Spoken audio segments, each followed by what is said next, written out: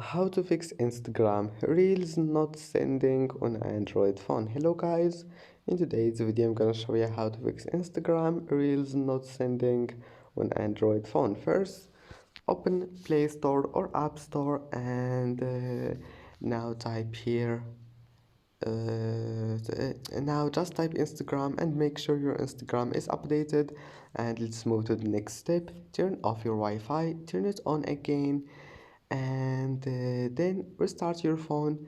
And if that doesn't fix your problem, go to Play Store, apps, go to settings, apps, and then apps again, and type here Instagram, click on it, click for stop, and then storage, clear cache, and that's it.